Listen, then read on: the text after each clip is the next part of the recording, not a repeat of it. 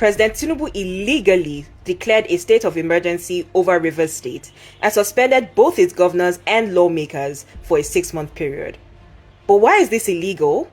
And why is this even happening? Let's break it down. Well, Gov Sim Fubara and his predecessor Nyesom Wike have both been at loggerheads over the political structures of Rivers State. Lawmakers divided into two factions. The streets were filled with protests, government buildings were set on fire, and there were even oil pipeline explosions. Rivers State was simply becoming extremely chaotic. Now, the president's response to this chaos was not only to suspend governors and lawmakers, but also to appoint a retired Navy Admiral, Ibok Ibas, and Wike's longtime friend, to be the sole administrator of Rivers State. Now to the big question. Can a president suspend an elected governor or even appoint a sole administrator in a state of emergency? The answer here is no, and let me tell you why. According to Section 305 of the 1999 Constitution, which governs emergency declarations, there is nowhere that states that a governor should be suspended or removed by a president during state of emergencies. Governor can only be removed by impeachment and not presidential decree.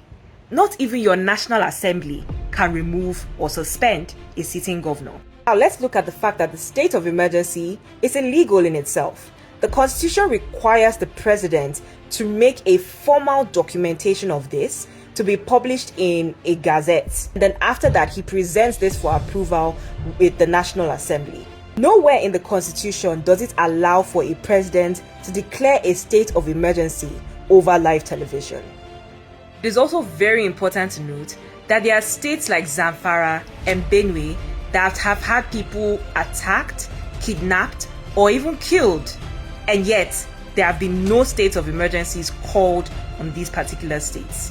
Now, there's an excuse to be made that this is not the first time in history a state of emergency was declared unconstitutionally.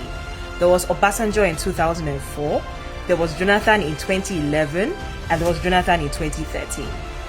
But remember that the only difference between these three is that in 2013, Jonathan did not suspend any of the sitting governors or lawmakers of the affected states.